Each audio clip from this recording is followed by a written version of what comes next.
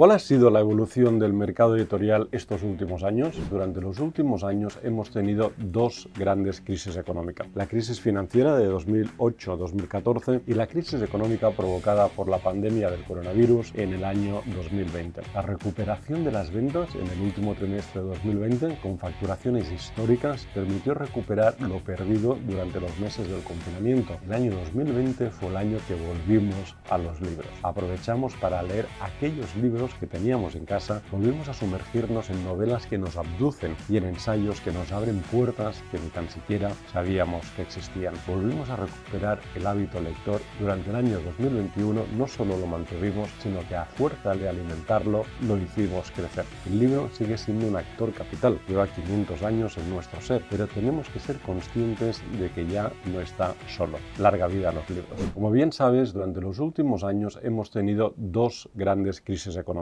La crisis financiera de 2008-2014 y la crisis económica provocada por la pandemia del coronavirus en el año 2020. La primera fue horrible para el mercado editorial y provocó una caída de cerca del 40% de la facturación, recuperándose solo a partir de 2014. Y cuando el mercado todavía no había llegado a los niveles de antes de la crisis financiera, llegó la pandemia y con ello el confinamiento, que obligó a las librerías a cerrar durante los meses de marzo, abril y mayo de 2020. Y con el confinamiento, una nueva crisis económica. No obstante, la facturación de 2020, que durante los meses del confinamiento se redujo hasta un 60%, acabó empatando el año anterior, de modo que el mercado aguantó en contra de lo que se esperaba. La recuperación de las ventas en el último trimestre de 2020, con facturaciones históricas, permitió recuperar lo perdido durante los meses del confinamiento y que el año cerrara con un volumen de mercado parecido al de 2019. ¿Qué ocurrió? Lisa y llanamente que volvimos a los libros. Podemos decir, en efecto, que el año 2020 fue el año que volvimos a los libros. Según los datos del Barómetro de Hábitos de Lectura de la Federación de Gremios de Editores de España, el tiempo de lectura semanal pasó de 6 horas y 55 minutos antes del confinamiento a 8 horas y 25 minutos durante el mismo. En cuanto al número de lectores frecuentes, y en el mismo periodo, pasamos del 50 al 57%. Resulta plausible, en consecuencia, pensar que durante el encierro forzoso aprovechamos para leer aquellos libros que teníamos en casa y a los que todavía no habíamos tenido ocasión de hincarles el diente.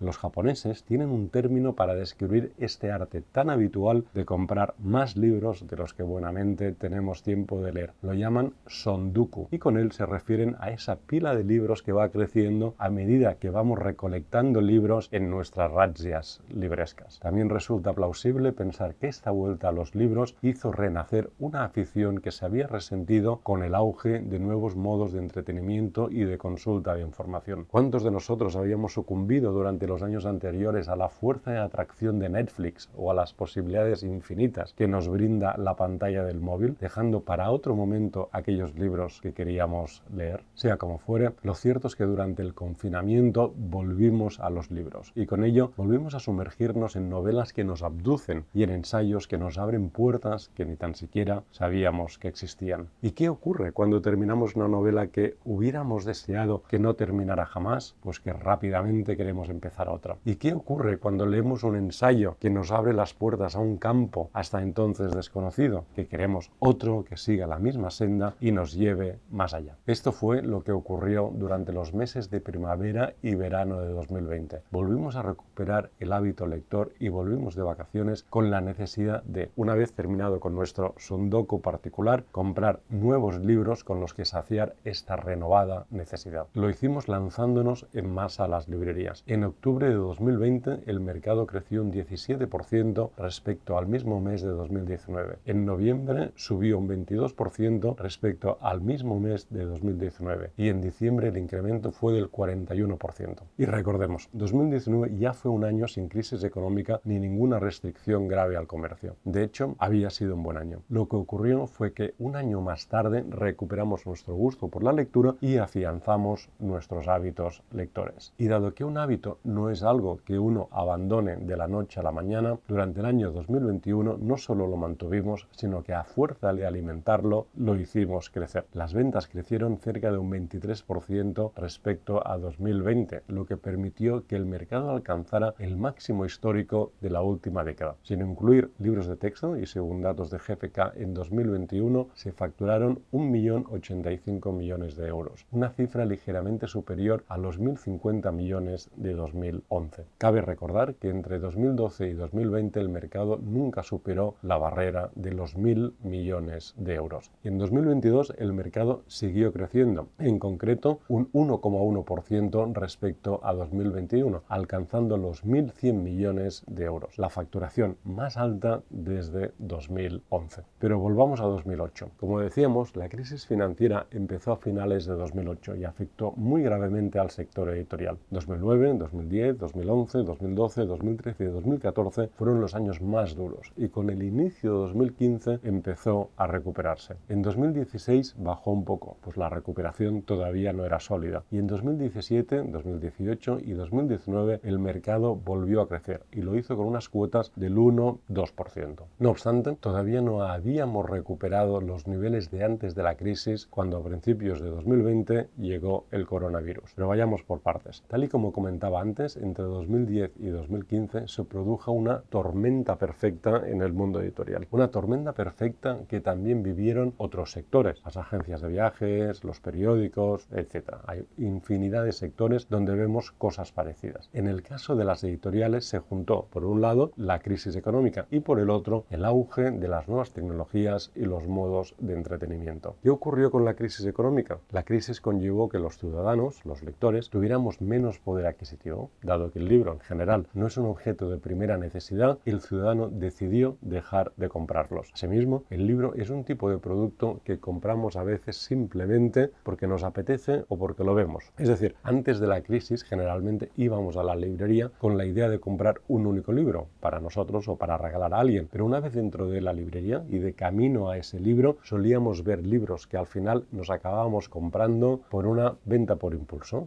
que es a lo que responde el mercado del libro. Es decir, de camino al libro que estábamos buscando encontrábamos un libro del que habíamos oído hablar, uno que nos habían recomendado, uno cuyo autor quizá vimos en una entrevista en la televisión, o simplemente el libro de un amigo, o uno que nos gustó, especialmente la cubierta o lo que fuera. De modo que de camino a este libro original que andábamos buscando, acabábamos comprando 2, 3, 4, a veces 5. ¿Qué ocurrió después? Pues que en un momento de contracción económica uno tiende a pensar que ya tiene muchos libros por leer en casa. ¿Cuántos libros tenemos en casa que todavía no hemos leído? ¿25, 30, 50, 100, 500 quizá? Recordemos la pila de libros sin leer, el sonduku que decíamos de los japoneses. Vuelvo atrás. ¿Qué ocurrió con la crisis? Pues que a menor poder adquisitivo, menos compras. Es decir, el lector pensó, tengo muchos libros en casa por leer. En lugar de seguir comprando nuevos, ahora que no me lo puedo permitir, mejor leo los libros que ya tengo en casa. ¿Cuál fue el segundo factor? El auge de las nuevas tecnologías y los nuevos modos de entretenimiento. Si lo viéramos en una línea del tiempo, la crisis económica coincidió con la aparición de los smartphones y de las tabletas y con la llegada de las redes sociales, los sistemas de mensajería instantánea como WhatsApp, con el auge de YouTube y poco después con los modelos de suscripción para ver series y películas tipo Netflix o HBO. ¿Qué provocó todo ello? Pues que nuestros hábitos de lectura se modificaran. Es decir, siempre que aparece una nueva tecnología, el público la adopta y al adoptarla deja de hacer otras cosas. Y una de las cosas que dejó de hacer la gente, no todo el mundo,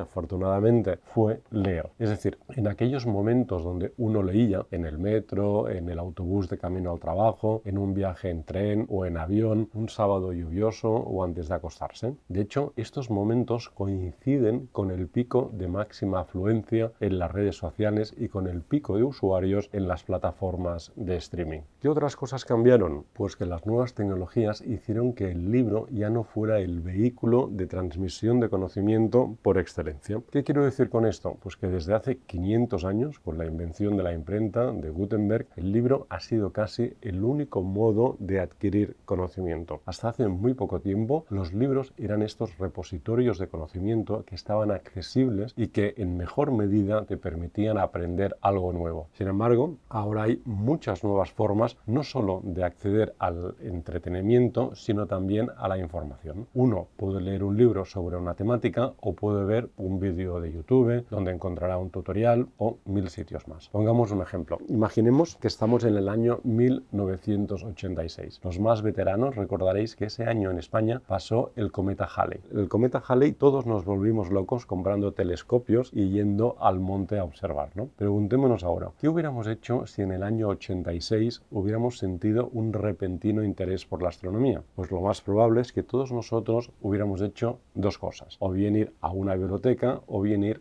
a una librería. En ambos casos hubiéramos ido a buscar un libro porque era el vehículo más rápido, fácil y económico de aprender astronomía. Ahora, por el contrario, si tuviésemos un repentino interés por la astronomía, ¿acudiríamos al libro? Puede que sí, pero lo más probable es que lo primero que hiciéramos fuera ir a Google y allí encontráramos un sinfín de información. En definitiva, las nuevas formas de conocimiento que han traído nuevas formas de aprendizaje. ¿Qué quiere decir esto? Pues que el libro sigue siendo un muy buen vehículo, pero ya no es el único. El libro sigue siendo un actor capital, lleva 500 años en nuestro ser, pero tenemos que ser conscientes de que ya no está solo. Larga vida a los libros. Hasta la próxima.